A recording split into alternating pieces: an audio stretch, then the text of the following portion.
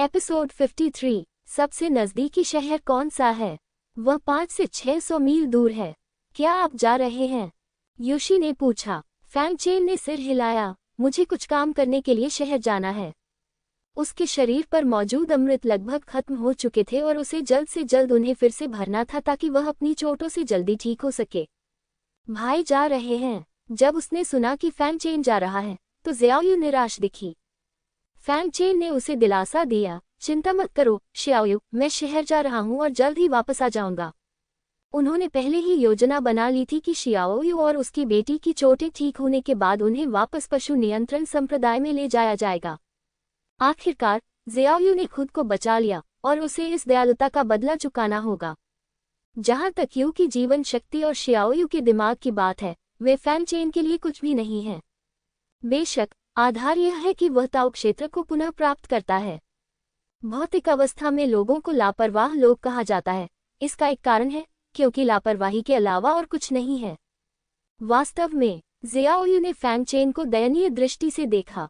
उसके लिए किसी को अपने साथ खेलना कठिन था, लेकिन वह किसी को जाने देने के लिए अनिच्छुक थी।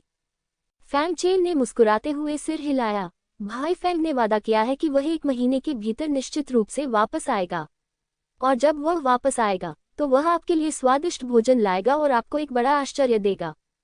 ठीक है, ये सौदा हो गया, शियाओयू ने कहा। ये सौदा हो गया। फैंग चेन ने सिर हिलाया। टकराना। अचानक दरवाजे के बाहर खटखटाहट की आवाज आए और उसके बाद कोई भारी चीज जमीन पर गिरने की आवाज आई। लोग अंदर हैं, यहाँ से चले जाओ, एक भद्दी, बहुत घमंडी और दबंग आवाज सुनाई दी। ये सुनकर यू का चेहरा तुरंत पीला पड़ गया। शियाओयू ने डर दिखाया और कांपते हुए जल्दी से यू की बाहों में सिमट गई। फैंग चेन ने थोड़ा भौहें सिकुड़ते हुए पूछा, जेड मदर, बाहर कौन है? वे गेवाई गांव के बुरे लोग हैं। वे मेरी माँ और मुझे परेशान करने आते हैं, चाहे कुछ भी हो जाए। अगर हम उन्हें खाना नहीं देंगे तो वे हमें पीटेंगे। जब यू ने जवाब नहीं दिया तो शियाओयू ने कहा। श्रीमती यू भी दुख से भरी हुई थी। वे 1 साल से नहीं आए हैं। मुझे लगा था कि वे फिर कभी नहीं आएंगे, लेकिन मुझे उम्मीद नहीं थी। जब फैंग चेन ने ये सुना तो उसकी अभिव्यक्ति तुरंत ठंडी हो गई। उसने कहा, माँ यू, आप और शियाओयू कमरे में ही रहें और बाहर न जाएं। मैं इस मामले को सुलझा लूंगा। बाहर मत जाओ, वे सभी हत्यारे स्वामी हैं। यू शे ने अपना सिर हिलाया। फैंग चेन ने थोड़ा मुस्कुराते हुए कहा, चिंता मत करो माँ यू, मेरे पास उन्हें भगाने का एक तरीका है। ये देखकर कि वह कितना आश्वस्त था, श्रीमती यू ने सिर हिलाया। ठीक है, लेकिन याद रखना कि खिलवाड़ मत करना। अगर यह काम नहीं करता है तो बस सारा खाना सौंप दो। सबसे बुरी बात यह है कि पेड़ की जड़ें कई महीनों तक ठीक रहेंगी। फैंग चेन ने कोई जवाब नहीं दिया और धीरे धीरे बाहर चला गया। जब वह घर से बाहर निकला और दरवाजा बंद किया तो उसका चेहरा तुरंत ठंडा हो गया। इस समय दरवाजे के बाहर 7 या 8 मजबूत आदमी खड़े थे, जिनमें से प्रत्येक के हाथ में एक छड़ी थी और वे बहुत घमंडी और दबंग दिख रहे थे। फैंग चेन को देखकर कई लोग एक पल के लिए दंग रह गए, और जब उन्होंने उसके शरीर पर घाव के निशान देखे तो सभी को उसके क्रूर रूप से घृणा हुई। तुम लोग ये बदसूरत राक्षस कहाँ हो? अंदर की माँ और बेटी को जल्दी से बाहर निकालो, नहीं तो मैं तुम्हें पीट पीट कर मार डालूंगा। नेता लगभग 30 वर्ष का एक मजबूत आदमी है जिसका नाम बियाओजी है। फैंग चेन ने ठंडे स्वर में पूछा, तुम उनके पास क्यों आए? उनके पास पैसे नहीं है और खाना भी बहुत कम है। उनकी माँ और बेटी को धमकाना बहुत ज्यादती होगी। हाँ, उनके पास न तो पैसा है और न ही खाना। हालांकि ज़ियाओयू नाम का बच्चा लगभग उसी उम्र का होगा। बियाओजी ने दुष्टता से मुस्कुराते हुए कहा, हम 1 साल से यहाँ नहीं आए हैं, बस इस छोटे से ज़ैड को बड़ा करने के लिए, ताकि हम इसे शहर में अच्छी कीमत पर खरीद सकें। विशेष रूप से यदि आप वेश्यालय खरीदते हैं तो इस तरह की कुंवारी लड़कियां अत्यधिक लोकप्रिय होती हैं और उनकी कीमत भी अधिक होती है। इस बिंदु पर उन्होंने कामुक मुस्कान दिखाए। फैंग चेन की अभिव्यक्ति और अधिक ठंडी होती गई। ये लोग पहले से ही उसकी हत्या सूची में शामिल थे, लेकिन यू परिवार और उसकी बेटी को डराने के डर से उन्होंने यहाँ कार्रवाई करने की योजना नहीं बनाई थी। उसने उसे लापरवाही से फेंक दिया और अंगूठे के आकार का एक सोने का टुकड़ा बियाओजी और अन्य लोगों के सामने गिर गया। ये लो और यहाँ से चले जाओ। सोना। बियाओजी और अन्य लोगों की आंखें चमक उठी और उन्होंने तुरंत सोना उठा लिया। उसे काटने के बाद उसने उत्साह से कहा, ये सच है। दूसरे लोग भी उत्साहित हैं। अगर ज़ियाओयू बिक भी जाए तो भी उसकी कीमत इतनी नहीं होगी। आप यहाँ से जा सकते हैं, फैंग चेन ने फिर कहा। जब बियाओजी और अन्य लोगों ने ये सुना तो वे एक दूसरे की ओर क्रूर मुस्कान के साथ देखने लगे। माफ कीजिए, हमें ये सोना चाहिए और हमें लोग भी चाहिए, उन्होंने मजाक करते हुए कहा। बॉस, उसके पास शायद सोना है, उसे मार डालो, सोना और लोग सब हमारे हैं। अन्य लोग लालच भरी नजरों से फैंग चेन को देखते हुए उत्साह से चिल्लाए। फैंग चेन ने सबकी ओर देखा और मन ही मन उपहास किया, वह वास्तव में लालची था। बियाओजी ने क्रूर मुस्कान के साथ फैंग चेन को देखा और कहा, लड़के, क्या तुमने सुना? सोना सौंप दो और अपनी जान बख्श दो। फैंग चेन ने उन्हें घूरते हुए कहा, क्या तुम्हें और सोना चाहिए? मेरे पास अभी भी बहुत सारा सोना है, लेकिन वह यहाँ नहीं रखा है, बल्कि मैंने उसे छिपा दिया है। जब उन्होंने सुना कि वहाँ बहुत सारा सोना है तो बियाओजी की आंखें चमक उठी। जल्दी बताओ, कहाँ है वह? नहीं, हमें वहाँ ले चलो, उन्होंने चिल्लाकर कहा। कोई बात नहीं, फैंग चेन ने सिर हिलाया। स्वाभाविक रूप से उसे कोई आपत्ति नहीं थी। वह तुरंत गांव के बाहर की ओर चल पड़ा। बियाओजी और अन्य लोग स्वाभाविक रूप से उनके पीछे चले गए। फैंग चेन सिर्फ एक व्यक्ति था, इसलिए उन्हें डरने की कोई बात नहीं थी। और क्या तुमने उनसे झूठ बोला? वैसे भी माँ बेटी घर में हैं, वे कहाँ तक भाग सकती हैं? कई लोग फैंग चेन के पीछे पहाड़ी गांव से बाहर चले आए। गांव वाले अपने घरों में छिप गए और खिड़कियों से उदासीनता से ये सब देखते रहे। कई लोगों ने तो खुशी के भाव भी दिखाए और वे फैंग चेन नामक अत्यंत कुरूप व्यक्ति की मौत पर बेहद खुश थे। फैंग चेन को स्वाभाविक रूप से इन ग्रामीणों की निगाहों की परवाह नहीं थी। पहाड़ी गांव से निकलने के बाद वह बियाओजी और अन्य लोगों को घने जंगल में ले गया। वह ज्यादा दूर नहीं चला और जल्द ही रुक गया। बदसूरत चीज, सोना कहाँ है?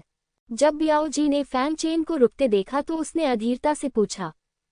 फैंग चेन ने उन्हें ठंडे भाव से देखा और कहा, सोना, यह नरक में है। बियाओजी और अन्य लोग दंग रह गए और फिर उन्हें एहसास हुआ कि उन्हें फैंग चेन ने बेवकूफ बनाया था। वे क्रोधित थे। बदसूरत आदमी, हमें बेवकूफ बनाने की तुम्हारी हिम्मत कैसे हुई? जाओ, उसे मार डालो, बियाओजी चिल्लाया। हाँ, वे दौड़े और फैंग चेन पर हमला करने के लिए चाकू और लाठियां उठा लीं। और फैंग चेन वहीं खड़ा रहा जैसे उसने कोई प्रतिक्रिया ही न की हो। मेरे लिए मरो, एक व्यक्ति ने फैंग चेन के सिर पर डंडे से जोरदार प्रहार किया। उसने सोचा कि फैंग चेन का सिर तरबूज की तरह फट जाएगा, लेकिन जब उसे चोट लगी तो उसने केवल अपने हाथ को सुन्न महसूस किया और फैंग चेन सुरक्षित और स्वस्थ था। दूसरों ने भी कार्रवाई की। चाकुओं और डंडों से फैंग चेन पर पागलों की तरह हमला किया गया, लेकिन इससे फैंग चेन को कोई नुकसान नहीं हुआ क्योंकि वह निश्चल था। उसने पलक तक नहीं झपकाई। ये कैसे संभव है? बियाओजी ने अविश्वास से ये दृश्य देखा। ये तो चाकू और डंडा था, ये लोगों के खिलाफ कैसे बेअसर हो सकता है?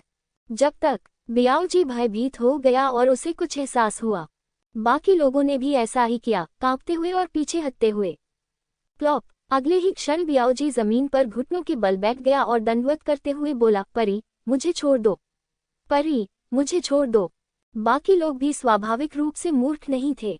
उन्होंने अपने हथियार नीचे रख दिए, सिर झुकाया और चिल्लाए, परी, मुझे छोड़ दो, परी, मुझे छोड़ दो। फैंग चेन ने उनकी ओर ठंडे भाव से देखा और हल्के से कहा, यह उचित ही है कि साधकों को अपनी इच्छा से मनुष्यों का वध नहीं करना चाहिए और मुझे भी इसका पालन करना चाहिए। जब बियाओजी और अन्य लोगों ने ये सुना तो वे बहुत खुश हुए, लेकिन फैंग चेन के अगले शब्दों ने उन्हें हताश कर दिया। उसने कहा, लेकिन चूंकि तुमने मुझ पर पहले हमला किया तो मर जाओ। नहीं, बियाओजी कुछ कहना चाहता था, लेकिन फैंग चेन वहां से गायब हो चुका था। अगले ही पल उसे सीने में दर्द महसूस हुआ। नीचे देखने पर उसने देखा कि उसकी छाती में एक बड़ा छेद है और उसके अंदर का कटा हुआ मांस और आंतें साफ दिखाई दे रही थी। अन्य लोगों के साथ भी यही हुआ, या तो उनके सिर अचानक फट गए या उनकी छाती में छेद हो गया, और उन्होंने फैंग चेन को शुरू से अंत तक कभी नहीं देखा। जब बियाओजी पीछे की ओर गिरा तो उसने देखा कि फैंग चेन पहले ही पीछे चला गया था और वह उनकी ओर देखने में भी दिलचस्पी नहीं ले रहा था। जहां तक लाश की बात है, जंगली भेड़िए ने भी उससे निपटने में उसकी मदद की। जब पहाड़ी गांव के लोगों ने फैंग चेन को वापस आते देखा तो वे सभी दंग रह गए। उन सभी ने सोचा कि अगर फैंगचेन बाहर गया तो उसकी मौत हो जाएगी, लेकिन उन्होंने यह उम्मीद नहीं की थी कि उसके कपड़े थोड़े फटे होने के अलावा वह वास्तव में सुरक्षित वापस आ जाएगा। अरे बदसूरत राक्षस, बियाओजी का समूह कहाँ है? एक युवक घर के बाहर से चिल्लाने से खुद को रोक नहीं सका। फैंगचेन ने उसकी उपेक्षा की और शियाओयू के घर की ओर बढ़ना जारी रखा। ये देखकर कि बदसूरत आदमी ने उसे अनदेखा कर दिया है, वह आदमी तुरंत क्रोधित हो गया। वह कमरे से बाहर भागा और फैंगचेन को रोक दिया। कमीने, मैं तुमसे बात कर रहा हूँ, युवक चिल्लाया। रोल। फैंगचेन ने उसकी ओर ठंडी निगाह से देखा और एक तीव्र गति फूट पड़ी। जैसे ही गति आई, युवक को ऐसा लगा जैसे वह नरक में गिर गया हो और चारों ओर से बुरी आत्माएं उसकी ओर दौड़ रही हों। वह जोर से जमीन पर गिर पड़ा, उसकी आंखों में भय भरा हुआ था। फैंगचेन ने उसे अनदेखा कर दिया और जियाओयू के घर की ओर चलना जारी रखा। जब गांव के अन्य लोगों ने उस युवक को डर के मारे जमीन पर गिरते देखा तो वे उस पर हंसने लगे। गांग जी, तुम वास्तव में उस बदसूरत आदमी से डर गए थे। ये बहुत ही हास्यास्पद है। गंगजी से परिचित कई लोग बाहर आए और हंसने लगे। वह गंगजी डरकर हकलाने लगा। थोड़ी देर बाद वह चिल्लाया, वह इंसान नहीं है। आह! जैसे ही वे गंगजी का मजाक उड़ाने वाले थे, गांव के बाहर एक भयानक चीख सुनाई दी। तभी एक आदमी रेंगता हुआ वापस आया। सभी ने पहचान लिया कि यह गांव का लाओ लियू है। कोई यह कहे बिना नहीं रह सका, लाओ लियू, तुम शिकार करने नहीं गए थे? तुम इतने डरे हुए क्यों हो? बूढ़ा लियो इतना डर गया कि वह घुटनों के बल गिर पड़ा, उसका पूरा शरीर कांपने लगा। उसका चेहरा गंभीर हो गया क्योंकि वह बहुत डर गया था। आखिरकार थोड़ा शांत होने के बाद उसने कांपती आवाज में गांव के बाहर एक जगह की ओर इशारा किया। वहां बहुत सारे मरे हुए लोग हैं। कुछ के सिर नहीं हैं, या उनकी छाती में बड़े बड़े छेद हैं। वहां एक है जिसे मैं जानता हूं, वह अगले गांव का बियाओजी है। ये शब्द कहे जाने के बाद पूरा श्रोतागण चुप हो गया। बियाओजी आसपास के कई गांवों का दबंग था, इसलिए स्वाभाविक रूप से वे उसे जानते थे। लेकिन दूसरा पक्ष उतना बदसूरत आदमी नहीं है। गांव के लोगों को कुछ एहसास हुआ, उनके शरीर कांपने लगे और वे भय से फैंगचेन की पीछे हत्ती पीठ को देखने लगे। क्या ये हो सकता है कि बियाओजी और अन्य लोगों को इस बदसूरत राक्षस ने मार डाला? फैंगचेन को उन लोगों की बातचीत की परवाह नहीं थी। वह साधारण मनुष्यों को गंभीरता से नहीं लेते थे, लेकिन यदि वे फिर भी उनके लिए परेशानी खड़ी करने की हिम्मत करते तो उन्होंने उनमें से कुछ को हटा देने की सिफारिश नहीं की। जब वह शियाओयू के घर वापस लौटा तो जैसे ही वह दरवाजे पर पहुंचा, शियाओयू बाहर भागी और खुद को फैंगचेन की बाहों में फेंक दिया। शियाओयू ने रोते हुए कहा, भाई फैंग, तुम वापस आ गए। शियाओयू बहुत चिंतित था। यू की आंखें भी थोड़ी लाल हो गईं और उसे भी डर था कि कहीं फैंगचेन को कुछ हो न जाए। फैंगचेन दंग रह गया और उसके शरीर पर मौजूद बुरी आत्मा गायब हो गई। उसने मुस्कुराते हुए कहा, मैंने पहले ही कहा था कि भाई फैंग ठीक हो जाएगा। यू खुद को रोक नहीं सका और पूछा, जियो फैंग, वे लोग? चिंता मत करो माँ यू, वे तुम्हें फिर से परेशान नहीं करेंगे। ये सुनकर यू ने भी राहत की सांस ली। उसने कृतज्ञतापूर्वक कहा, जियो फैंग, धन्यवाद। ये सही नहीं है माँ यू, आप और शियाओयू मेरे रक्षक हैं, मुझे यही करना चाहिए। फिर उसने पूछा, वैसे माँ यू, इन लोगों के अलावा क्या किसी और ने कभी आपको परेशान किया है? यू ने अपना सिर हिलाया और कहा, यहाँ के ग्रामीण अपेक्षाकृत सरल और ईमानदार हैं। किसी ने कभी हमारे लिए चीजें मुश्किल नहीं बनाई। फैंगचेन ने सिर हिलाया, यह अच्छा है। फिर वे कमरे में लौट आए। अगले दिन फैंगचेन ने यू से पास के शहर का स्थान जाना और रवाना होने की तैयारी की। हालांकि शियाओयू जाने के लिए अनिच्छुक थी, लेकिन उसने रोना या कोई उपद्रव नहीं किया। वह बस उसके जाने का इंतजार करती रही, फिर अनिच्छा से दरवाजे पर बैठ गई। फैंगचेन तुरंत वहां से नहीं गया, बल्कि एक पहाड़ी पर शियाओयू को देखता रहा। उसने अपना हाथ हिलाया और उसके हाथ में दानव भक्षक तलवार प्रकट हो गई।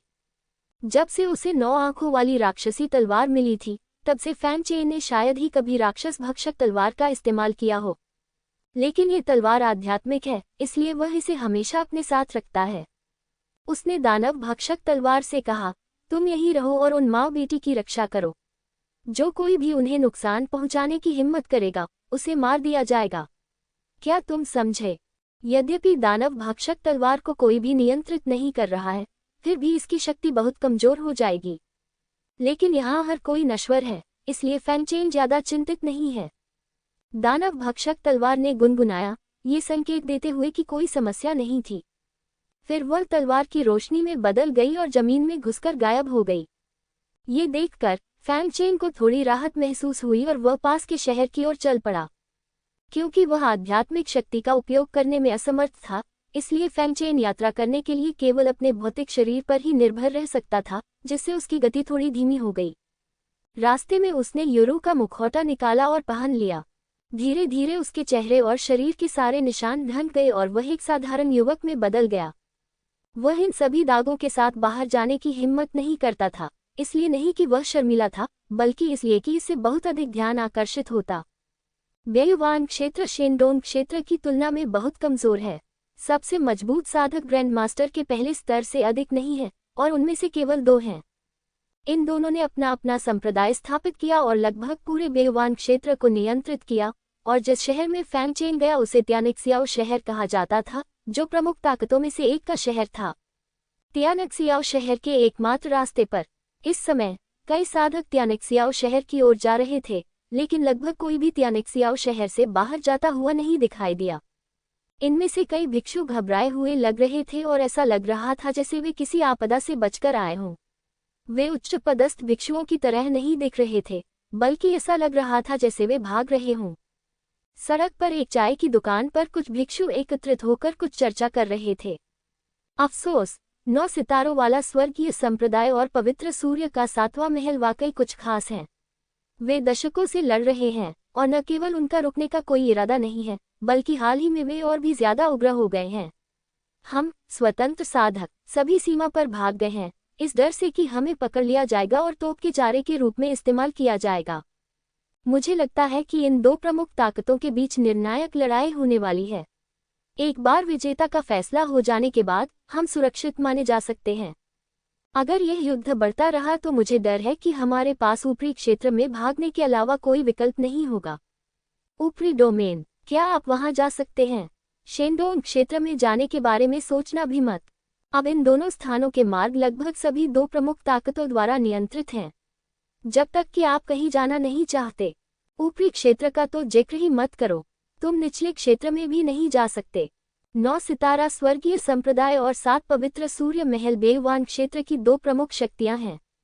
दोनों अपनी स्थापना के समय से ही एक दूसरे के आमने सामने रहे हैं और कभी रुके नहीं हैं। हाल ही में स्थिति और अधिक गंभीर हो गई है तथा एक बड़े युद्ध के संकेत मिलने लगे हैं, और लोगों के इस समूह के एक कोने में साधारण दिखने वाला फैंगचेन भी उनमें से एक था। ये सुनकर वह थोड़ा उदास हो गया। युद्ध अच्छी चीज नहीं है, विशेषकर यदि किसी क्षेत्र में युद्ध छिड़ जाए तो इसका परिणाम ये होगा कि उस क्षेत्र के सभी किसान नष्ट हो जाएंगे तथा उनकी विरासत छिन जाएगी। यह कोई चिंताजनक बात नहीं है। कितियन महाद्वीप के लंबे इतिहास में ऐसी घटनाएं अक्सर होती रही हैं। जब तक वे किसी अन्य स्थान पर भाग नहीं जाते या बहुत गहरे में नहीं छिप जाते, तब तक उन्हें दुनिया के बारे में कुछ भी पता नहीं चलेगा। अन्यथा इस महायुद्ध में घसीटे जाना और अंततः मर जाना बहुत आसान होगा। ऐसा लगता है कि यह स्थान जल्द ही असुरक्षित हो जाएगा। जल्दी करो और अपनी जरूरत के संसाधन ढूंढो। इन लोगों को लगता था कि जब तक वे दूर रहेंगे कुछ नहीं होगा, लेकिन 2 प्रमुख ताकतें इतनी सारी तोपों का चारा कैसे अप्रयुक्त छोड़ सकती थीं और निर्णायक युद्ध के बाद इन लोगों को अपने श्रम का फल कैसे प्राप्त करने दे सकती थीं। आप इसकी कल्पना बहुत सुंदर ढंग से करते हैं। ये सोचते हुए फैंगचेन खड़ा हुआ और तियान शियाओचेन की ओर चला गया। तियान शियाओ शहर को उत्तरी आकाश क्षेत्र में समृद्ध नहीं माना जाता है, और यह अंतिम शहरों में से एक है। हालांकि युद्ध के कारण ये शांत शहर जीवंत हो गया। जब फैंगचेन ने शहर में प्रवेश किया तो कई लोगों ने सड़क के दोनों ओर दुकानें लगा ली थीं और वे तरह तरह की चीजें बेच रहे थे। कुछ लोग धन कमाने के लिए आए थे, लेकिन उनमें से अधिकतर लोग इस युद्ध में जीवित रहने के लिए अधिक साधन जुटाने के लिए वस्तु विनिमय करने आए थे। जब फैंगचेन ने ये दृश्य देखा तो उसकी आंखों के सामने एक चमकदार रोशनी चमक उठी। इससे पहले वह थोड़ा चिंतित था कि तियान शियाओचेन बहुत दूर था और उसके पास वह अमृत नहीं होगा जो वह चाहता था, लेकिन अब ये कोई समस्या नहीं है। चलो चलें, चलो देखें। सबसे अच्छा अमृत, 1000 साल पुराना लोट वो फूल, 100 साल पुरानी ड्रैगन घास की जड़। यह एक बहुत ही उच्च शुद्धता वाला गिरता हुआ क्रिस्टल है। एक विकल्प ताबीज। ये निश्चित रूप से इसके लायक है। मुख्य सड़क पर बहुत भीड़ थी, लोग मोल भाव कर रहे थे और कुछ लोग गुप्त रूप से निगरानी कर रहे थे। जब फैंग चेन सड़क पर चल रहा था तो उसने बहुत सारी अच्छी चीजें देखी, लेकिन उसने कोई भी नहीं खरीदी। यदि वह एक बार में बहुत सारी चीजें खरीदता तो निश्चित रूप से अन्य लोगों का ध्यान उसकी ओर आकर्षित होता और फिर ये परेशानी का कारण बनता। अब जबकि वह स्वर्ण शरीर क्षेत्र के प्रथम स्तर तक ही पहुंचा है, उसके लिए कम प्रोफाइल रखना ही बेहतर है। वह आगे बढ़ता रहा, लेकिन जैसे ही वह एक दुकान के पास से गुजरा, उसके भंडारण रिंग में लगी दानव भक्षक ढाल ने आवाज की। फैंग चेन रुक गया। पिछली बार क्षतिग्रस्त होने के बाद से दानव शील्ड स्वयं की मरम्मत कर रही है। हालांकि चून की क्षति बहुत गंभीर थी, इसलिए मरम्मत का काम बहुत धीमा था। फैंग चेन ने शुरू में सोचा था कि दानव शील्ड लंबे समय तक अनुपयोगी रहेगी, लेकिन उसने यह उम्मीद नहीं की थी कि यह अपने आप ही आवाज करेगी। ये स्पष्ट था कि एक ऐसा खजाना खोज लिया गया था जिससे इसकी मरम्मत की जा सकती थी। दानव शील्ड की दिशा को भांपते हुए उसकी नज़र तुरंत एक स्टॉल पर पड़ी। वहां एक अजीब अयस्क है जो लोहे और चांदी की तरह सफेद है। इसकी सबसे खास बात यह है कि इसका घनाकार आकार प्राकृतिक रूप से बना है, जिसे प्रकृति का कार्य कहा जाता है। क्या ये तियानफेंग खदान है? फैंग चेन दंग रह गया। तियानफेंग अयस्क हथियारों को परिष्कृत करने के लिए एक सामग्री है। हालांकि इसका आकार अजीब है, लेकिन ये कीमती नहीं है। उसने कभी नहीं सुना था कि इस तरह की सामग्री से जादुई हथियारों की मरम्मत की जा सकती है। गलत। फैंग चेन ने चुपके से इनकार कर दिया। अगर यह वास्तव में सिर्फ तियानफेंग खदान होती तो राक्षसी ढाल इतनी आवाज नहीं करती। उसने चुपके से अपनी दिव्य आंखें खोली और पुनः देखा, और सचमुच उसे कुछ असामान्य दिखाई दिया। ये तियानफेंग अयस्क देखने में साधारण लगता है, लेकिन यदि आप ध्यान से देखेंगे तो इसकी सतह पर कृत्रिम नक्काशी के कुछ निशान मिलेंगे। ऐसा लगता है कि किसी ने दूसरों को धोखा देने के लिए जानबूझकर इस वस्तु को तियानफेंग अयस्क के आकार में उकेरा है। यद्यपि वह ये नहीं बता सकता था कि वह क्या है, फिर भी वह जानता था कि इसे खरीदना उचित होगा। स्टॉल के सामने पहुंचकर फैंग चेन ने पूछा, इस तियानफेंग खदान में कितने स्पिरिट स्टोन हैं? स्टॉल का मालिक एक अधेड़ उम्र का साधु था। उसने फैंग चेन की तरफ देखा और उसकी जवानी से प्रभावित हो गया। उसने मुस्कुराते हुए कहा, सर, आपकी नज़र अच्छी है। यह एक बेहतरीन क्वालिटी का तियानफेंग ब्लॉक है। ये महंगा भी नहीं है, सिर्फ 3000 स्पिरिट स्टोन ही काफ़ी हैं। फैंग चेन ने थोड़ा भौहें सिकोड़ी और ठंडे स्वर में कहा, 2000 आत्मा पत्थर। अगर यह काम नहीं करता है तो इसे भूल जाओ। हालांकि उसके पास बहुत सारे स्पिरिट स्टोन हैं, फिर भी वह मूर्ख नहीं है।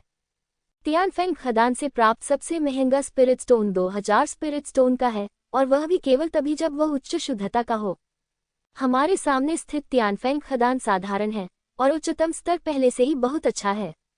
ये देखकर कि फैंग चेन अपने क्षेत्र में एक विशेषज्ञ था, स्टॉल मालिक मुस्कुराया और कहा, तो साथ ही ताओवादी भी अपने क्षेत्र में एक विशेषज्ञ है।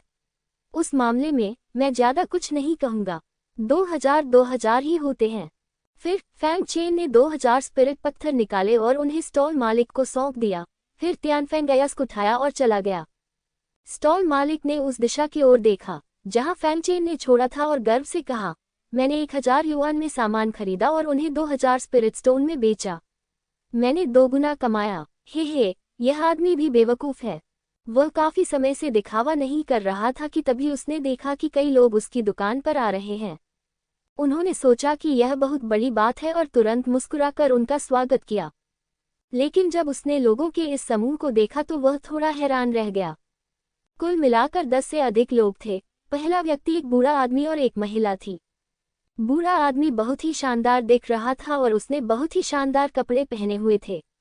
उसे देखकर ही पता चल जाता था कि वह असाधारण हैसियत का आदमी है। लड़की का चेहरा बहुत सुंदर है और भव्य लंबी पोशाक उसे कुलीन और सुंदर दिखाती है। उसके पीछे गार्ड जैसी वर्दी पहने भिक्षुओं का एक समूह था। सौभाग्य से स्टॉल मालिक उनमें से एक को जानता था। उसने पूछा, बूढ़े पियाओ, तुम क्या कर रहे हो? ये लोग कौन हैं?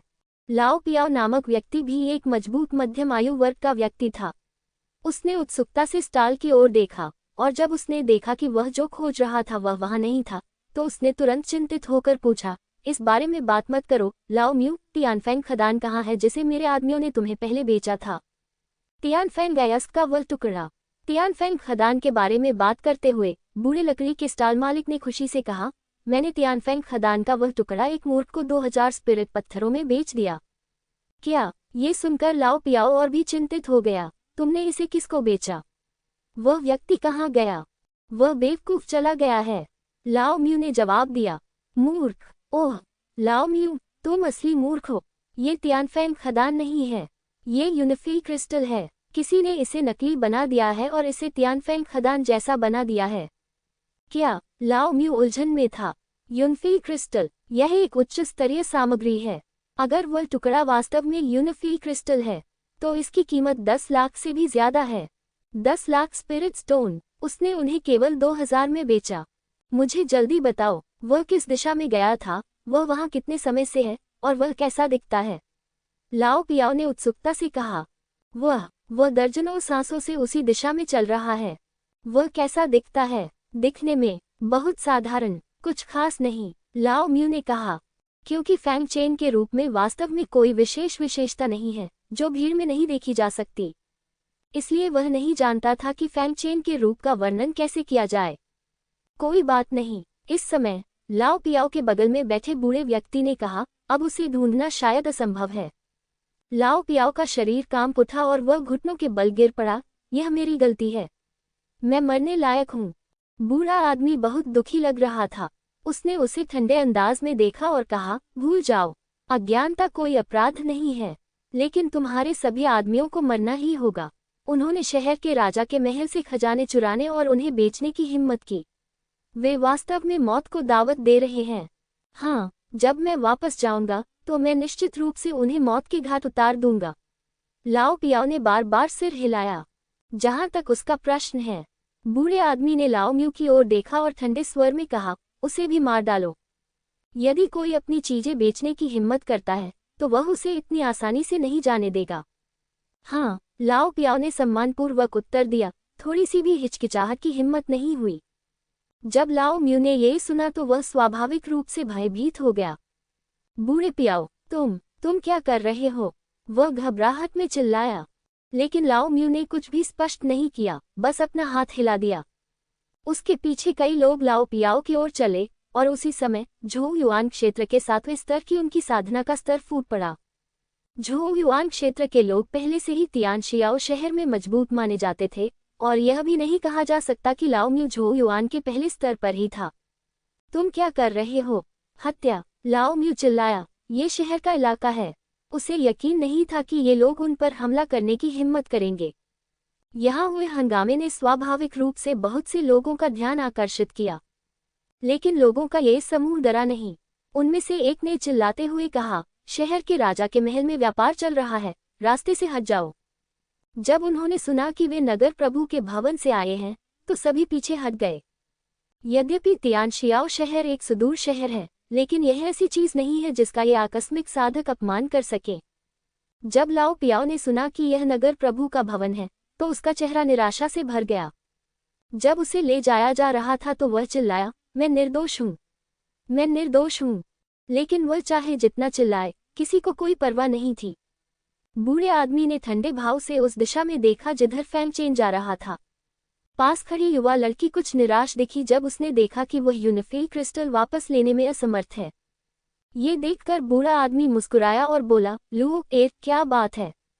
लुओ ए नाम की लड़की ने कहा, दादाजी, क्या ये सच है कि हम यूनिफी क्रिस्टल वापस नहीं पा सकते? फिर मेरे जादुई हथियार का क्या होगा? बूढ़ा आदमी मुस्कुराया और बोला, चिंता मत करो, वह बच्चा दादाजी की पकड़ से बच नहीं सकता। दादाजी वादा करते हैं कि वह उसे तुम्हारे लिए ढूंढ लेंगे और फिर उसे मार देंगे। जब लुओ एर ने ये सुना तो वह मुस्कुराए और बोली, धन्यवाद दादाजी। बूढ़े आदमी ने लाओ म्यू की ओर इशारा करते हुए उस दिशा में देखा। उसकी अभिव्यक्ति अचानक ठंडी हो गई।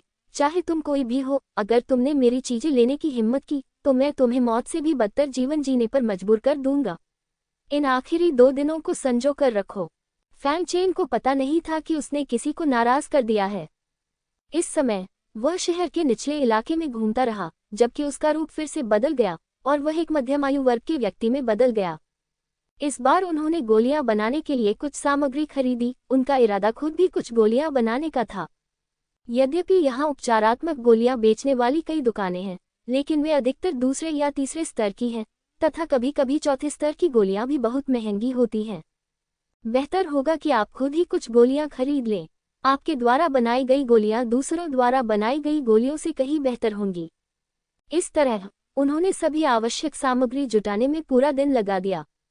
फिर उन्हें एक सराय मिली और वे वहीं रहने लगे। संरचना स्थापित करने और यह सुनिश्चित करने के बाद कि कोई उसका पीछा नहीं कर रहा है, उसने आज खरीदी गई सारी सामग्री निकाली। प्राप्त सामग्री को देखते हुए फैंगचेन ने हल्की सी आह भरी। तियान शियाओचेंग हमेशा बहुत दूरस्थ है और वहां बहुत अधिक उच्च स्तरीय सामग्रियां नहीं हैं। उसने जो सामग्री खरीदी थी वह अच्छी गुणवत्ता की नहीं थी, लेकिन सौभाग्य से वह मात्रा के साथ इसकी भरपाई कर सकता था, इसलिए उसके दाव क्षेत्र की साधना को पुनः प्राप्त करने में कोई समस्या नहीं हुई। लेकिन पूरी तरह से ठीक होने में कुछ समय लगेगा। फिर उसने तियानफेंग माइन को बाहर निकाला और उसे जिज्ञासा से देखा। वह वास्तव में यह नहीं जानता था कि इस चीज का उपयोग किस लिए किया जाता है, और यह भी नहीं जानता था कि इसका नाम क्या है।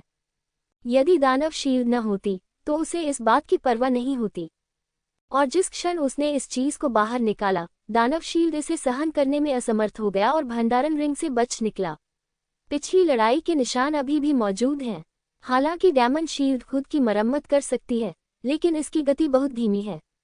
जैसे ही वह उड़ गया, दानव शील्ड यूनिफी क्रिस्टल युआन के पास आया, इसे लालच से देखा और इसे अवशोषित करने के लिए इंतजार नहीं कर सका। फैंगचेन ने उसे रोका और पूछा, दानव, यह क्या है? दानव की रोशनी में उतार चढ़ाव आया और उसने फैंगचेन को उस चीज का नाम बताया। यूनिफी क्रिस्टल युआन। यह ऐसी चीज निकली, तुम भाग्यशाली हो। फैंगचेन भी हैरान था। ये यूनिफी क्रिस्टल युआन मिलना मुश्किल है। मुझे इस बार इतना भाग्यशाली होने की उम्मीद नहीं थी। इस चीज से आपकी क्षति पूरी तरह से ठीक हो जाएगी और आप सुवानपिन में भी कदम रख सकते हैं। फैंगचेन ने पूछा। दानव शील्ड ने बार बार सिर हिलाकर संकेत दिया कि कोई समस्या नहीं थी। फैंगचेन थोड़ा मुस्कुराया, इस मामले में तो आप इस चीज को परिष्कृत कर सकते हैं। दानव शील्ड बहुत खुश हुआ और फिर उसने अनजाने में यूनिफी क्रिस्टल युआन को सीधे ढाल में चूसा, एक तरफ हट गया और उसे परिष्कृत करना शुरू कर दिया। फैंगचेन ने ये देखा और परवाह नहीं की, गिरती लो गोली भट्टी को बाहर निकाला और गोली को परिष्कृत करना शुरू कर दिया। उन्होंने केवल चौथे स्तर की गोलियों को परिष्कृत किया और अब गोलियों का ये स्तर उनके लिए बेहद आसान है। उन्होंने एक एक करके परिष्कृत करने की योजना नहीं बनाई, बल्कि एक बार में 7 या 8 गोलियां परिष्कृत करने की तैयारी की। अगर दूसरे कीमियागर उसे देखते तो सोचते कि वह पागल है। एक ही समय में 7 या 8 गोलियां परिष्कृत करना बहुत खतरनाक है। आपको पता होना चाहिए कि रिफाइनिंग प्रक्रिया के दौरान गोलियों में भौतिक कारणों से विभिन्न समस्याएं होंगी। यदि आप अकेले एक को रिफाइन करते हैं तो भी आप इसे हल कर सकते हैं, लेकिन यदि 7 या 8 समस्याएं सीधे सामने आ जाएं, तो बहुत संभावना है कि यदि आप उनका ध्यान नहीं रखेंगे तो भट्टी फट जाएगी। एक बार काम विफल हो जाने पर भट्टी में मौजूद गोलियां एक साथ नष्ट हो जाएंगी। कीमियागरों के लिए एक समय में कई उच्च स्तरीय गोलियों को परिष्कृत करना अद्भुत नहीं, बल्कि मूर्खतापूर्ण कार्य है। हालांकि अगर वे फैंगचेन की शोधन विधि देखेंगे तो निश्चित रूप से उनके मन में ऐसा विचार नहीं आएगा। फैंगचेन की दिव्य शक्ति चल रही है और वह आसानी से गोली भट्टी की आग को नियंत्रित कर सकता है और भट्टी में सामग्री को परिष्कृत कर सकता है। अगर कोई फैंगचेन की रिफाइनिंग देख ले तो वह चौंक जाएगा। यद्यपि वह सहज है, लेकिन उनका हर कदम अत्यंत सूक्ष्म है और लय त्रुटिहीन है। दिव्य शक्ति और गोली की आग का नियंत्रण और भी अधिक उत्तम है। ये निश्चित रूप से साधारण कीमियागरों के लिए तुलनीय नहीं है। ठीक इसी तरह सिर्फ एक धूपबत्ती में फैंगचेन ने गोलियों की कई भट्टियों को पहले ही परिष्कृत कर दिया है। ये सभी चौथे स्तर की गोलियां हैं। अपनी ताकत से वह 5वीं स्तर की गोलियों को परिष्कृत कर सकता है, लेकिन सामग्री वास्तव में साधारण है, इसलिए वह केवल चौथे स्तर की गोलियों को ही परिष्कृत कर सकता है। हालांकि यह केवल चौथा स्तर है, लेकिन दाव क्षेत्र में कुछ ताकत हासिल करने में कोई समस्या नहीं होनी चाहिए। बस इतना है कि इसे अपने चरम पर पहुंचने में कुछ समय लगेगा। लेकिन ठीक होने के बाद यदि आप बीस्ट मास्टर संप्रदाय में वापस लौटते हैं तो यह चोट कोई बड़ी बात नहीं होगी। बीस्ट मास्टर संप्रदाय में अभी भी कई उच्च स्तरीय गोलियां हैं। पिछली बार मैं उन्हें दूर नहीं कर सका, इसलिए मैंने उन्हें रख लिया। जब तक मैं वापस जाता हूँ मेरे शरीर पर चोटें कोई बड़ी बात नहीं होंगी। फिर उसने अपनी चोटों को ठीक करने के लिए गोलियां लेना शुरू कर दिया। देवताओं और दानवों के शरीर के साथ उसने दिव्य गोलियां ली। उसकी चोटें नंगी आंखों से देखी जा सकने वाली गति से ठीक हो रही थी और उसके शरीर पर मौजूद निशान धीरे धीरे गायब हो रहे थे। बस इसी तरह उनका एक लंबा उपचार शुरू हुआ। इस समय तियान जियाओचेंग के बाहर का माहौल शांत नहीं था। जंगल में लगातार भागने की आवाजें आ रही थीं और 3 भिक्षु तियान शियाओचेंग की ओर भाग गए। वे समय समय पर घबराकर पीछे देखते थे, मानो उनके पीछे कोई प्रागैतिहासिक जानवर खड़ा हो। अचानक उनके सामने एक विस्तृत दृश्य था और दूरी पर एक ऊंचा शहर स्पष्ट रूप से दिखाई दे रहा था, जो तियान शियाओचेंग था। तियान शियाओचेंग को देखकर तीनों बहुत खुश हुए। जल्दी करो, जब तक तुम तियान शियाओचेंग में भाग जाओगे तब तक तुम ठीक रहोगे। एक व्यक्ति चिल्लाया, पीछे काले कपड़े पहने ये लोग कौन हैं? वे हर जगह लोगों को क्यों गिरफ्तार कर रहे हैं? अभी वे तियान शियाओचेंग के बाहर एक गुफा में एकांतवास में थे। अचानक उन्होंने देखा कि बाहर हलचल हो रही है और जब वे बाहर गए तो उन्होंने पाया कि हर जगह काले कपड़े पहने लोग भिक्षुओं की तलाश कर रहे थे। तीनों को एहसास हो गया कि कुछ गड़बड़ है, लेकिन सौभाग्य से उनके पास बचने का अच्छा साधन था, इसलिए वे काले कपड़े पहने लोगों के घेरे से बच निकले। लेकिन अंततः उन्हें खोज लिया गया, इसलिए वे अब तक भागते रहे। जब वे शहर के पास पहुंचे तो घने जंगल से कई काले कपड़े पहने लोग बाहर निकले और उन्हें उदासीनता से घूरने लगे। उन्हें शहर की ओर भागते देख उन्होंने उनका पीछा नहीं किया बल्कि सीधे घने जंगल में वापस चले गए। ये देखकर तीनों बहुत खुश हुए। एक व्यक्ति ने कहा, वे जरूर कोई शर्मनाक काम कर रहे होंगे। चलो शहर चलें और नगर के स्वामी को इस बारे में बताएं। हम हर जगह लोगों को गिरफ्तार करो, क्या साहस है? एक अन्य व्यक्ति ने गुस्से में कहा। यहाँ से भागने के बाद वे स्वाभाविक रूप से अधिक साहसी हो जाते हैं। एक अन्य व्यक्ति ने भौहें सिकुड़ी, लेकिन ज्यादा कुछ नहीं कहा। तीनों लोग तेजी से शहर की दीवार के पास आ गए। रुकना! शहर की रखवाली कर रहे पहरेदारों ने तुरंत उन्हें ढूंढ लिया और जोर से चिल्लाने लगे। तीनों लोग तुरंत रुक गए। एक व्यक्ति ने कहा, जल्दी से नगर प्रधान को सूचना दो।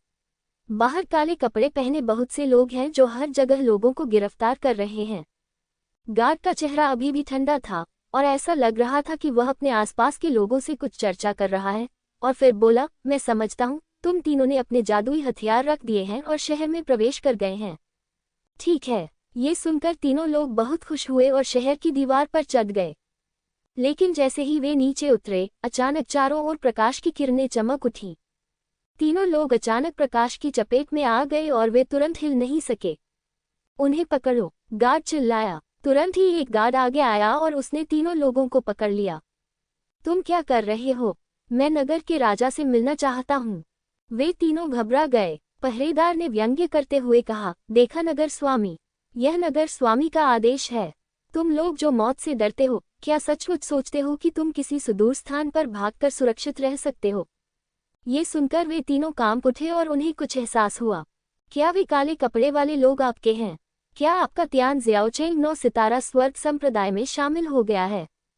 दोनों प्रमुख ताकतें उत्तरी युआन क्षेत्र के आधे आधे हिस्से पर नियंत्रण रखती हैं तथा अन्य ताकतें इन 2 प्रमुख ताकतों के अधीन रहती हैं। इनमें से अधिकांश बल 2 प्रमुख बलों से जुड़े हुए हैं, लेकिन तियान शियाओचेंग सिर्फ एक छोटी सी ताकत है और 9 सितारे स्वर्ग संप्रदाय ने कभी इसकी परवाह नहीं की है। यही कारण है कि हर कोई यहाँ भाग रहा है। लेकिन उन तीनों को पता चल गया है कि तियान शियाओचेंग 9 सितारा स्वर्ग संप्रदाय में शामिल हो गया है और उन्होंने इन आकस्मिक साधकों को गिरफ्तार करना शुरू कर दिया है।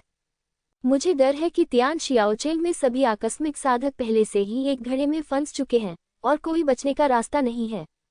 गार्ड ने व्यंग्यात्मक लहजे में कहा, तो क्या तुम सचमुच सोचते हो कि तुम यहाँ से भागकर सुरक्षित रह सकते हो? 9 सितारों वाला स्वर्ग संप्रदाय तुम्हें कैसे जाने दे सकता है? हम बस युद्ध से बचना चाहते हैं। आदमी दहाड़ा, बचे। उत्तरी युआन क्षेत्र युद्ध में है और उत्तरी युआन क्षेत्र के एक हिस्से के रूप में आपको इसके लिए लड़ना चाहिए। मैं आपको आज्ञाकारी रूप से युद्ध में शामिल होने की सलाह देता हूँ और आशा की एक किरण हो सकती है। यदि आप युद्ध में शामिल नहीं होते हैं तो मरने का केवल एक ही रास्ता है। गार्ड ने व्यंग्य किया। फिर उसने हाथ हिलाकर किसी से उसे नीचे उतारने को कहा। इस तरह की घटना अन्य स्थानों पर भी हुई। जो भिक्षु परिधि में छिपे हुए थे और सोचते थे कि वे इस युद्ध से बच सकते हैं, वे एक के बाद एक खोजे गए। या तो वे पकड़े गए या फिर भाग गए। लेकिन चाहे कुछ भी हो, अंततः उन्हें पकड़ लिया जाएगा। और उनका भाग्य एक ही था, यानी युद्ध के मैदान में तोप का चारा बनना। शहर के भिक्षुओं को यह नहीं पता था, और उन्होंने सोचा कि वे युद्ध के समुद्र से बच सकते हैं और युद्ध समाप्त होने के बाद बेवान डोमेन में वापस आ सकते हैं। इसी तरह 3 दिन बीत गए। सराय में जब उसने आंखें खोली तो उसके शरीर पर लगे निशान गायब हो चुके थे। अपने अंदर परिवर्तन महसूस करते हुए भी उसने खुशी नहीं दिखाई। अफसोस, चौथे स्तर का अमृत हमेशा चौथे स्तर का ही होता है। हालांकि मेरे शरीर पर निशान गायब हो गए हैं, लेकिन मैं पूरी तरह से ठीक नहीं हुआ हूँ। यद्यपि मेरी आध्यात्मिक शक्ति का उपयोग अब भी किया जा सकता है, फिर भी ये केवल झोयुआन क्षेत्र के प्रथम स्तर तक ही पहुँच पाए है। अगर मैं पूरी तरह से ठीक होना चाहता हूँ, तो मुझे जानवरों को वश में करने वाले संप्रदाय में वापस लौटना होगा। इस समय उसकी नज़र कोने में स्थित दानव शील्ड पर पड़ी। दानव ढाल पर दरारें पूरी तरह से ठीक हो गई थीं, लेकिन इसके चारों ओर प्रकाश अभी भी मजबूत था और उच्च स्तर पर जाने का एक हल्का सा एहसास था। ऐसा लग रहा था जैसे उसके सामने एक पतली फिल्म है और अगर वह उस फिल्म से होकर गुजर जाए तो वह ऊंचे स्तर पर जा सकती है। टकराना, एक जोरदार धमाका हुआ और उसके साथ ही चारों ओर तेज हवा का प्रवाह हो गया। सौभाग्य से फैंगचेन ने संरचना की व्यवस्था की और आसपास के वातावरण को कोई नुकसान या शोर नहीं पहुंचाया। ये देखकर फैंगचेन समझ गया कि दानव शील्ड जुवान ग्रेड क्षेत्र में प्रवेश करने वाला था। क्या यह अंततः जुवान ग्रेड क्षेत्र में प्रवेश करने जा रहा है? मुझे आश्चर्य है कि क्या मैं जुवान ग्रेड क्षेत्र में प्रवेश करने के बाद किसी भी प्रतिभा को जागृत कर सकता हूँ। विकास प्रकार के जादुई हथियार प्रतिभाओं को जागृत कर सकते हैं, यही कारण है कि यह हथियार इतना लोकप्रिय है। आखिर ऐसा जादुई हथियार किसे पसंद नहीं होगा जो आध्यात्मिक हो और आपके बढ़ने के साथ आपको और अधिक शक्तिशाली बना सके। इस समय एक जादुई रोशनी ने दानव ढाल को घेर लिया। उसके पूरे शरीर का आकार बदल रहा है। पिछली साधारण ढाल का आकार एक गोल ढाल में बदल गया और गोल ढाल पर एक दुष्ट भूत भी था। ये दुष्ट भूत पहले से भी अधिक क्रूर और भयानक है। उसने अपना मुंह इस तरह फैलाया मानो वह दुनिया की हर चीज को टुकड़े टुकड़े कर देना चाहता हो। यह एक नज़र में ही लोगों को भयभीत कर देता है। राक्षसी प्रकाश की किरण के विस्फोट के साथ राक्षसी ढाल सफलतापूर्वक जुवानपिन के पहले स्तर में प्रवेश कर गई। जैसे ही यह जुबान स्तर में प्रवेश किया, दानव शील्ड बहुत उत्साहित हो गया, लगातार दहाड़ रहा था। राक्षसी ऊर्जा आसमान तक बढ़ गई। तभी उसकी नज़र फैंगचेन पर पड़ी जो पैर मोड़कर बैठा था, और उसकी आंखों में झिझक की झलक दिखाई दी। एक राक्षस के रूप में ये स्वाभाविक रूप से हर समय फैंगचेन द्वारा दबाए जाने के लिए तैयार नहीं है। ठीक उसी तरह जैसे दिव्य तलवार राक्षसों को मार सकती है, वह किसी भी समय फैंगचेन पर जवाबी हमला करना चाहती है। दुर्भाग्य से तुझी दानव तलवार ने अपने स्वामी को पूरी तरह से पहचान लिया है और अब वह विरोध नहीं कर सकती। लेकिन यह अलग है, इसे किसी भी शक्तिशाली व्यक्ति द्वारा प्रतिबंधित नहीं किया गया है और यह अपने मालिक को खा सकता है। इसके अलावा फैंगचेन घायल हो गया था और उसकी ताकत पूरी तरह से ठीक नहीं हुई थी। यदि वह अब अपने स्वामी को नहीं खाएगा तो कब खाएगा? फैंगचेन ने तुरंत समझ लिया कि डेमन शील्ड क्या सोच रहा था और उसकी अभिव्यक्ति तुरंत ठंडी हो गई। क्या तुम मालिक को खा जाना चाहते हो? अगले ही पल एक छाया धीरे धीरे उसके पीछे प्रकट हुई। ये प्रतलवार दानव था। जब दानव ढाल ने दानव को देखा तो वह तुरंत कांप उठा और जमीन पर गिर पड़ा। उसकी आभा एक साधारण ढाल की तरह संयमित थी, जो उसके समर्पण का संकेत दे रही थी।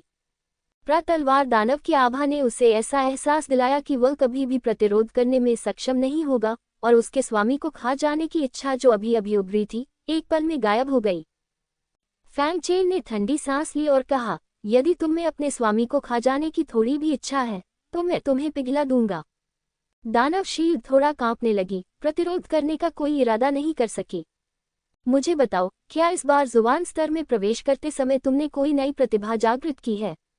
फैंगचेन ने पूछा। दानव ढाल ने बिल्कुल भी संकोच करने की हिम्मत नहीं की। ये फैंगचेन के सामने आया। ढाल पर दुष्ट भूत ने अपना मुंह चौड़ा किया और एक अंतरिक्ष दरार दिखाई दी। उसी समय दूसरी ओर एक अंतरिक्ष दरार दिखाई दी और दोनों जुड़े हुए प्रतीत हुए। ये देखकर फैंगचेन ने अपने पास पड़े दवा के अवशेष को उठाया और फेंक दिया। दवा का अवशेष दुष्ट आत्मा के मुंह में चला गया और अगले ही क्षण दूसरे मुंह से बाहर निकल गया। ये देखकर फैंगचेन का दिमाग घूम गया और उसने पूछा, क्या ये दो अंतरिक्ष द्वार आपस में जुड़े हुए हैं? शाह मोदुन ने बार बार सिर हिलाया। इसका क्या फायदा है? उसने पूछा। दानव शील्ड ने एक लहर उत्सर्जित की, उसे बताया। फैंग चेन का दिमाग घूम गया। ये हमलावर जादुई शक्ति को अवशोषित कर सकता है और इसे दूसरे स्थान से बाहर निकाल सकता है। एक बार प्रवेश द्वार खुल जाने के बाद अभ्यास करने वाला व्यक्ति जादुई शक्ति को नियंत्रित नहीं कर सकेगा और अन्य स्थानिक प्रवेश द्वार को 1 मील के दायरे में स्वतंत्र रूप से व्यवस्थित किया जा सकेगा। जब फैंग चेन ने शाह मोदुन की बात सुनी तो वह बहुत खुश हुआ। अगर ऐसा है तो भविष्य में हमारे सामने आने वाली कोई भी शक्तिशाली जादुई शक्ति दानव शील्ड द्वारा अवशोषित की जा सकती है और यहाँ तक कि जवाबी हमला भी किया जा सकता है। जब दानव शील्ड ने फैंग चेन के शब्द सुने तो उसने तुरंत तरंगे उत्सर्जित की। फैंग चेन की खुशी तुरंत खत्म हो गई और उसने कुछ अफसोस के साथ कहा, यह अफसोस की बात है कि इसे थोड़े समय में केवल एक बार ही इस्तेमाल किया जा सकता है। लेकिन अगर नहीं तो ये प्रतिभा बहुत अद्भुत है। लेकिन भले ही इसका उपयोग केवल एक बार ही किया जा सके, फिर भी यह महत्वपूर्ण क्षण में बहुत बड़ी भूमिका निभा सकता है। इसके बाद उसने दानव शील्ड के कुछ कार्यों के बारे में सीखा जब यह जुबान स्तर की वस्तु बन गई और फिर इसे भंडारण रिंग में डाल दिया। ठीक है, चलो कुछ और सामग्री इकट्ठा करते हैं और फिर वापस जाने का समय हो गया है। हालांकि मुझे कुछ भी असामान्य महसूस नहीं हुआ क्योंकि यह एक बड़ा डोमेन युद्ध है, इसलिए जितनी जल्दी हो सके छोड़ना बेहतर है, फैंग चेन ने चुपके से कहा। लेकिन जब उनकी आध्यात्मिक भावना बाहर आए तो उनकी भौहें थोड़ी सी सिकुड़ गईं। इस समय शहर में उथल पुथल मची हुई थी। उसी समय नगरपाल के भवन के पहरेदार जोर जोर से चिल्ला रहे थे, नगरपाल का आदेश, सभी भिक्षु केंद्रीय चौक में इकट्ठा हों। जो लोग आदेश का उल्लंघन करेंगे उन्हें परिणाम भुगतने होंगे। इन शब्दों ने शहर के भिक्षुओं को तुरंत बेचैन और असमंजस में डाल दिया। नगरपाल तियान शियाओ ने अचानक हमें क्यों बुलाया?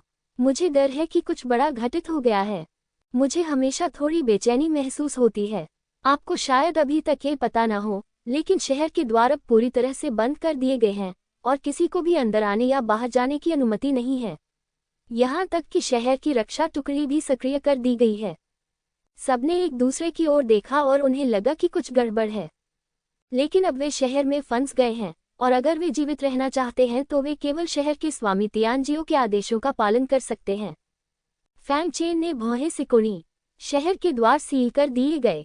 नगर प्रभु के भवन को बुलाया गया। शहर की रक्षा संरचना सक्रिय हो गई है। सब कुछ गड़बड़ लग रहा था जिससे वह थोड़ा असहज महसूस कर रहा था। बैंग बैंग, दरवाजा खोलें। इसी समय दरवाजे पर दस्तक हुई। फैंग चेन एक पल के लिए हिचकिचाया, फिर उसने संरचना को हटा दिया, सभी चीजें वापस ले ली और दरवाजा खोल दिया। दरवाजे के बाहर एक गार्ड खड़ा था। उसने फैंग चेन की तरफ देखा और ठंडे स्वर में कहा, सिटी लॉर्ड के महल ने तुरंत केंद्रीय चौक पर इकट्ठा होने का आदेश जारी किया है।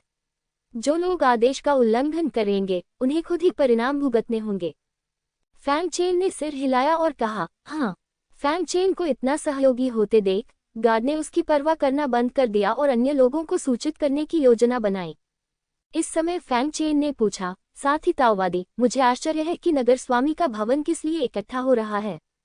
तुम इतने सारे सवाल क्यों पूछ रहे हो? जब तुम वहां जाओगे तो तुम्हें पता चल जाएगा। गार्ड ने बिना कोई स्पष्टीकरण दिए ठंडे स्वर में कहा और चला गया। ये देखकर फैंग चेन ने कोई और सवाल नहीं पूछा, लेकिन उसके रवैये को देखकर उसे पता चल गया कि शायद यह अच्छी बात नहीं है। लेकिन अब वह केवल इंतजार कर सकते हैं। फिर उसने अपना सामान बांधा, सराय से बाहर निकला और भिक्षुओं के पीछे पीछे केंद्रीय चौक की ओर चल पड़ा। ये चौक बहुत बड़ा है और इसका मंच भी ऊंचा है। इस समय 3 या 5 के समूहों में कई भिक्षु यहाँ एकत्रित हुए और खूब बातें करने लगे। फैंग चेन ने मोटे तौर पर गणना की और अनुमान लगाया कि संभवतः यहाँ 3000 से अधिक साधक थे। उनकी साधना का स्तर जुलिंग क्षेत्र से झोयुआन क्षेत्र तक है और 5 या 6 ऐसे हैं जो दाओदाओ क्षेत्र तक पहुंच चुके हैं। इस सुदूर स्थान में दाओ क्षेत्र तक पहुंचना पहले से ही एक शीर्ष शक्ति माना जाता है। शहर में सुरक्षा गार्ड प्रमुख स्थानों पर खड़े होकर व्यवस्था बनाए रखने का प्रयास कर रहे थे, लेकिन अधिक संभावना ये थी कि वे दूसरों को भागने से रोक रहे थे। फैंग चेन की भौहें और भी गहरी हो गईं। वह सोचने लगा कि शहर से कैसे भागा जाए। लेकिन अब चूंकि शहर को सील कर दिया गया था, वह केवल इंतजार कर सकता था और देख सकता था कि दूसरा पक्ष क्या करता है और फिर भागने का मौका ढूंढ सकता था। एक के बाद एक और भिक्षु आते गए और लगभग 2 घंटे के बाद 4000 से अधिक भिक्षु यहाँ एकत्र हो गए और अंततः तियान शियाओ शहर का स्वामी प्रकट हुआ। माफ करें सभी लोग, कृपया यहाँ आएं। एक बूढ़ा आदमी मंच पर आया और मुस्कुराते हुए बोला, और उसके बगल में एक युवा लड़की थी जो लुओ एर थी, जो यूनिफे क्रिस्टल युआन चाहती थी। जहाँ तक नगर के स्वामी का प्रश्न है तो वह स्वाभाविक रूप से लुओ बातियन नामक बूढ़ा व्यक्ति है जो ताओवाद के क्षेत्र के 7वें स्तर पर है। जब सभी ने देखा कि लुओ बाटियन सहज है तो सभी ने राहत की सांस ली। तभी किसी ने पूछा, नगरपालिका, आपने हमें यहाँ क्यों बुलाया? लुओ बाटियन ने मुस्कुराते हुए कहा, हर कोई चिंता मत करो, एक पल रुको, अभी भी कुछ लोग हैं जिन्हें साफ करने की जरूरत है। हर कोई दंग रह गया। इसके तुरंत बाद पूरे शहर में तेज आवाजें, जादुई शक्तियों के विस्फोट और चीखें गूंजने लगीं। ये देखकर सभी ने अपनी आध्यात्मिक समझ का इस्तेमाल करके जांच की और पाया कि शहर के भगवान के महल के भिक्षु वास्तव में शहर में हर जगह खोज कर रहे थे। भविष्य के सेंट्रल स्क्वायर के कुछ भिक्षुओं को पाया गया और सीधे मार दिया गया। भयावह बात यह है कि नगर प्रभु के भवन में इन भिक्षुओं का साधना आधार ताओवादी क्षेत्र के प्रारंभिक चरण में है। कुछ ही सांसों में उन्हें कई लोग मिल गए और वे सभी मर चुके थे। यहाँ तक कि अगर कोई दया की भीख भी मांगता था तो वे पीछे हटने का इरादा नहीं रखते थे। सभी लोग थोड़ा सा कांपने लगे और जिन लोगों ने पहले से आने की योजना नहीं बनाई थी वे और भी अधिक भयभीत हो गए। लुओ बाटियन शुरू से आखिर तक मुस्कुराता रहा। जब शहर फिर से शांत हो गया तो उसने धीरे से कहा, ठीक है सब लोग, हमने उन लोगों को लगभग खत्म कर दिया है। अब बात करने का समय है। जैसे ही ये शब्द बोले गए सभी की नजरें लुओ बातियन पर पड़ी। सब लोग, युद्ध आसन है। हम सभी 9 सितारा संप्रदाय से संबंधित हैं। हम अपने देशवासियों को अग्रिम पंक्ति में लड़ते हुए नहीं देख सकते, जबकि हम पीछे रहकर मौत से डरते हैं। लुओ बाटियन की बातें सुनकर सभी के दिल कांप उठे और उनके दिलों में बेचैनी की भावना उमड़ पड़ी। सामान्य रूप से यदि आप सभी पीछे की ओर भाग जाते हैं तो 9 सितारा स्वर्गीय संप्रदाय आप सभी को मार सकता है, लेकिन 9 सितारा स्वर्गीय संप्रदाय के शीर्ष नेता दयालु हैं। जब तक आप शिविर में शामिल होने और 7 पवित्र सूर्य महलों का एक साथ विरोध करने के लिए तैयार हैं। कई लोगों के कदम कमजोर पड़ गए, उनके चेहरे भय से भर गए। जो आना है वह अंततः आएगा।